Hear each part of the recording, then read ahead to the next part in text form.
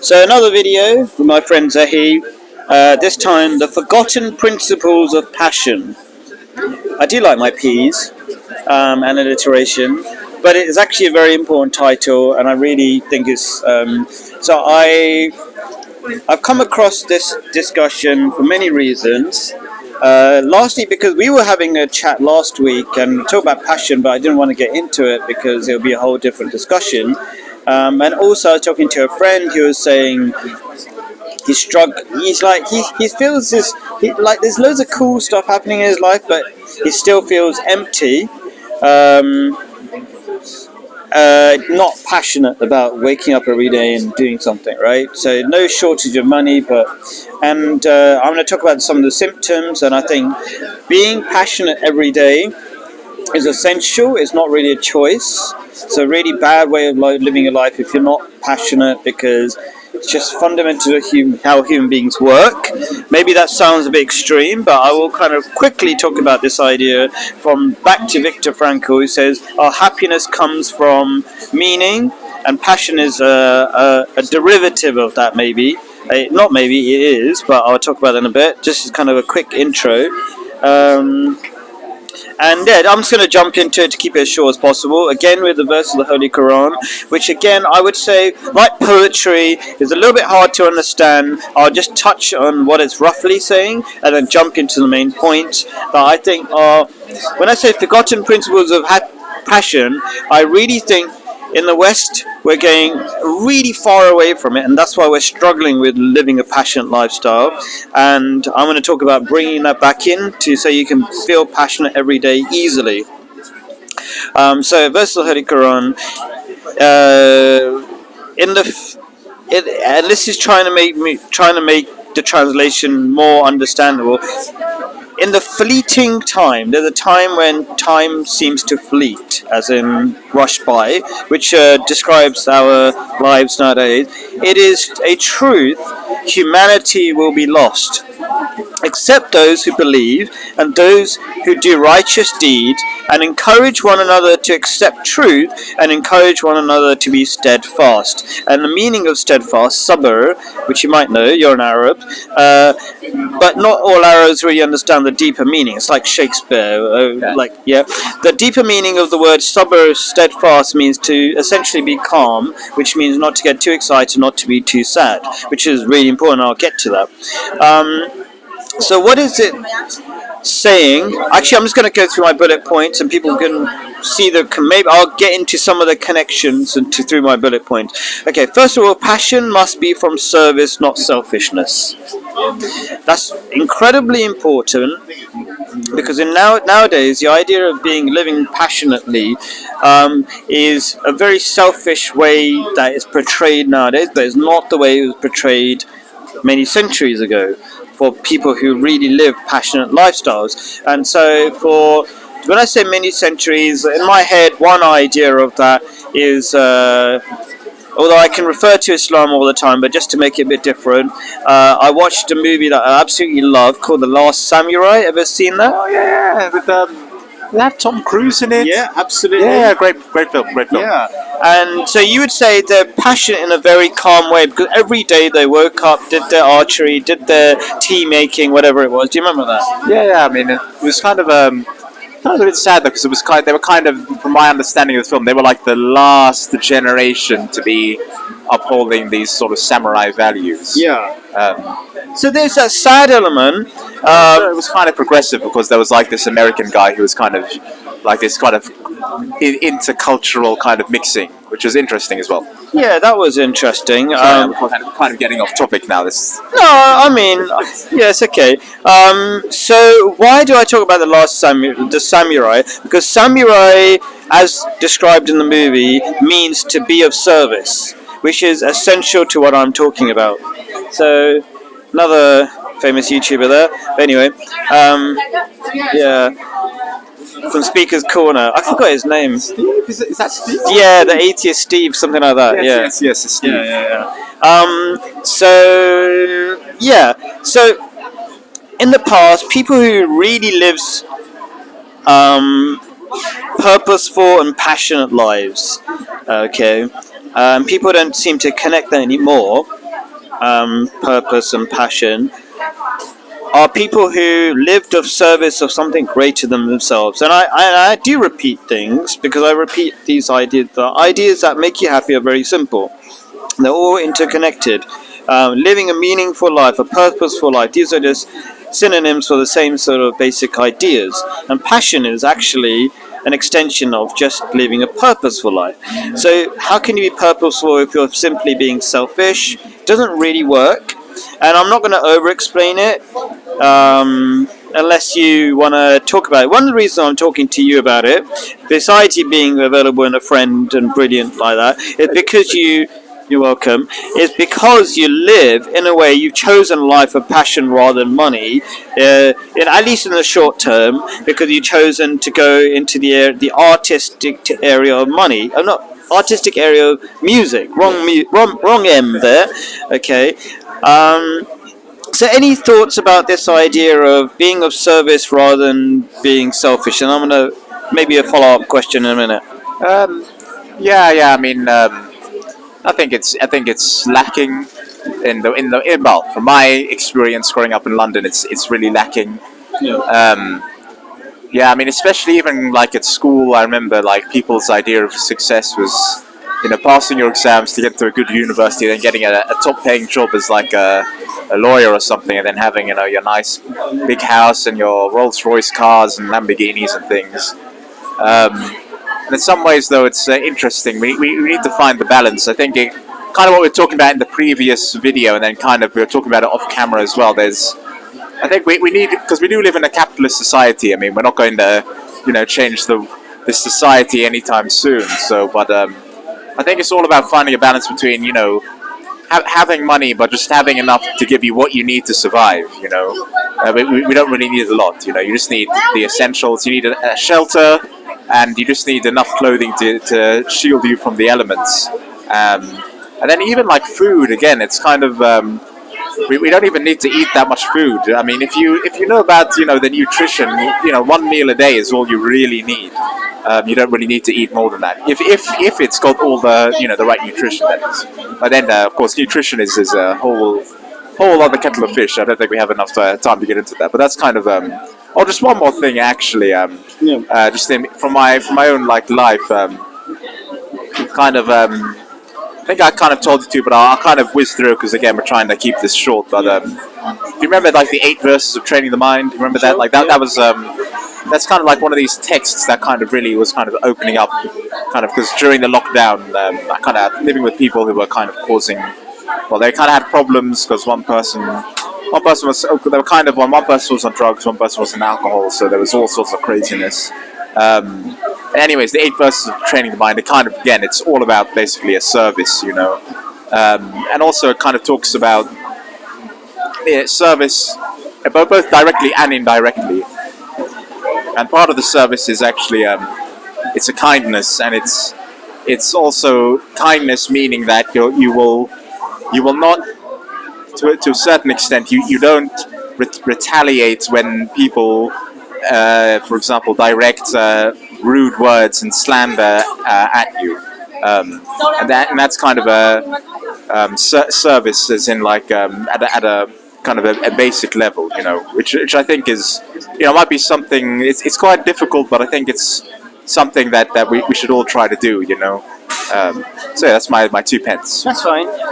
So I'm going to go into 2 things from one thing you said and one thing I want to add on that. So I think. You said service is difficult, and a lot of people, especially in individual, and I don't think you're an individualistic person at all. Difficult, but it is.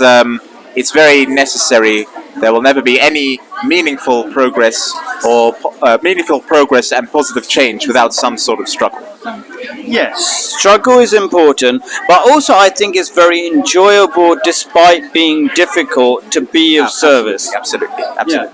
And I think your attraction to Buddhism is that there's some beauty. It's very simple. Buddhism, great thing about it is very simple.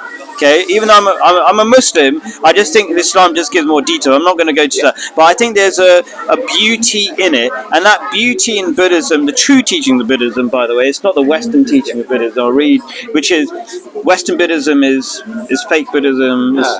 It's about being selfish, but real Buddhism, like all religions, and I think without going into again too much, but all religions come from God anyway, right?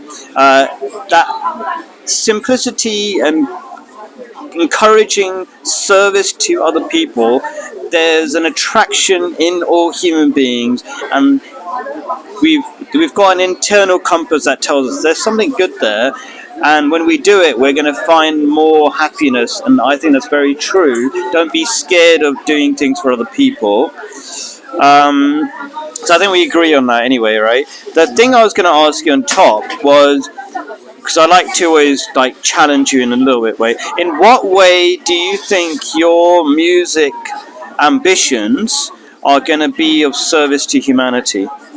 I'm not saying they won't be, because there's some movies I absolutely love, and the ambient in the background, the imagery created by the music is incredible, important. I try not to go too much into music because I think it can get into confusion, but that's a whole different discussion. But let's just challenge you a little bit. Have you got any ambition to make the world a better place through your music? I mean, through my music. So the fact that you had to think about it, I recommend that if you want to do really well in life generally, I would like contemplate it hard, so that if anybody asked you, you'd be like bursting with an answer. That's when you know like it really means something to you. And you'll be happier. So whatever direction it means, music or no music, more music, if you're going to be, there's some fantastic, Last Samurai as well, amazing music. Passengers, oh gosh, I'll talk about that later, right? Space. Anyway, I'm doing the bad thing of getting, what's the word? Going on a tangent. Yes. Let's move on. Okay, so service incredibly important. Okay, passion. Next point is passion is not a mood, but a truth that gives you a sense of purpose. So the reason why most people struggle with living a life of passion is because they want to be in the mood in the morning to do the difficult thing. Like, just an example, today was incredibly hard to even get here. I took over 2 hours, but I didn't really feel the pain, even though I felt really bad that you were not going to be there. I was happy. I was not happy that you might feel let down, but I would have accepted coming all the way here, not even making a video, and you not being here, and it all falling on its face, because I value the cause of what I'm trying to do so much that it doesn't really matter. It matters that I try to do my best, and it doesn't matter what happened on one day. It happens what matters over a period of time. But it matters you keep trying, and it nothing to do with my mood. Like, because it's so important in my head that this is done, that the mood is irrelevant, and the mood is my long-term inner peace comes from that. That's kind of the thing. Like, it's not like I'm in a good mood or a bad mood, and that's what most people struggle with at the moment. They want to be in a good mood to do this thing. Any thoughts about that? I mean, thoughts on the idea that people are struggling to live a life of passion because they depend on the mood on that given day.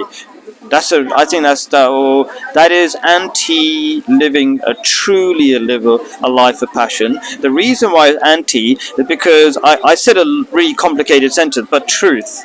Yeah. Okay, and I'll link it back to the verse of the Holy Quran. So it's like there's a whole set of knock-on effects, whatever, but truth essentially has to be at the core of any passion. It can't be. This is again one of the massive mistakes in the materialistic society. People say your passion is some random thing like hat making. Now, it can be an important thing. If hat making is not just beyond its aesthetics but a function And aesthetics can be a function in itself, right? Okay, just wear my hat because of the hat down there, right? Really nice hat, demonstrate hat, very nice hat. Okay, so, but it has to be part of a higher cause as well, right? So why hat making? Because maybe me or you can be out in speakers' corners to talk about truth that will change people's lives. Fine, Yeah. right? Okay, but yeah, there has to be a truth, and it's not a random activity. And nowadays, passion is seen as a random activity that will keep you selfishly busy and excited about your own life, which is completely the opposite of passion. And that's why people are not really living lives of passion, struggling to, because that advice is trash. Yeah, no, that's true. Yeah, it's not really true service with Yeah. that sort of headspace you're talking about, and hence why there's a lack of passion. Yes, that's why people can't find passion, and I want people to find passion. And so this might seem hard or being of use to other people, but it's not. It's actually a lot of fun. And last point, and I think there's a lot of overlaps because I don't know how to make points properly, but it was just ideas that really struck me based on this verse of the Quran and whatever. Passion is not a hobby. It's a lifestyle built around a cause which you must sacrifice for. So these are all lots of words that you might want to... Do you need to... Oh, we'll finish this off anyway. So basically, people see passion as a hobby, so that's a side thing. But it's to be sort of... If you really want to be passionate, like the samurai, let's say, it was central to a cause. Their whole life surrounded it, right? And you got to make sacrifices for it. But the word sacrifice doesn't sound good when it comes to passion. But sacrifice is not actually a bad thing. I see a lot of I want to keep a friendship with somebody. I have to sacrifice a slot in my weekly time. I'm thinking of a person who's actually struggling with passion, right? And it's like, you got to sacrifice something for the things you really want. Okay, if you don't sacrifice them, you won't actually have that passionate lifestyle, and everything will overtake it. It has to be really important to you, and it has to be a cause. And I like to think about us as ourselves in films. Okay, if you see as a person, the hero, he's passionate. He's not passionate about random stupid stuff. He's a hero because he's got a cause and he's making a real difference. And if that helps people understand, I don't really see myself as a hero. I'm not sure if that's the right metaphor, because it's very important. Part of passion is not need to show off. I don't need to make these videos. Yeah. I actually really don't care. I wish somebody else was really making videos in a way, right? I'm very happy to just watch videos and learn, right? But because I don't see anybody else doing exactly what I'm doing, just really important stuff, then I do it, right? So yeah, a bunch of ideas there. It's got to be a cause. There's got to be sacrifice for it. Any thoughts? Yeah, I mean, again, briefly going back to the service thing, I mean, I think, and this is kind of getting into perhaps what people would consider a spiritual domain, but they're... It's okay, go on. It's all right. We're not professionals. You guys. Soon will be. Yeah, thank you. Yes, but the service thing, I think when we do something for someone, I mean, the happiness of others is in some way, I would say it's no really different to our own happiness. I mean, your happiness is my happiness, and this kind of goes back, the service is but having a sort of a duty of care, wishing for the well-being of others, and realizing that their happiness is directly interlinked to your happiness. Like here in the West, everybody thinks there's me, and then there's everybody else, but their well-being is your well-being, their happiness is your happiness. And maybe that's really hard for people to imagine, but for me and you, we've come from the Middle East, we have some experience, maybe, I don't know, I mean, you were born here, I was born here as well, right? But I lived there, and you might have lived there for a little bit. And so we've got all the whole speaker's corner coming down, some of your, what's his name, Corbin there, Not Corbyn. What's his surname? Is it Corbyn? Piers Corbyn. Piers Corbyn. That's the other Corbyn. Yeah. And this is a funny place. This is Speaker's Corner's Pret. Okay. Anyway. So, like, I'm talking about the World Cup, where people are blown away by the hospitality of Arabs, and anybody who knows Arabs knows that.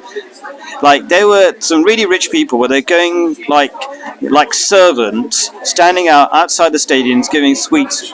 The whole families. They're incredibly rich people living in palaces. They don't need to do that, right? But they realize, like you're saying, everybody's happiness is their individual happiness. Everybody's happiness is each other's happiness. You can't be happy by yourself.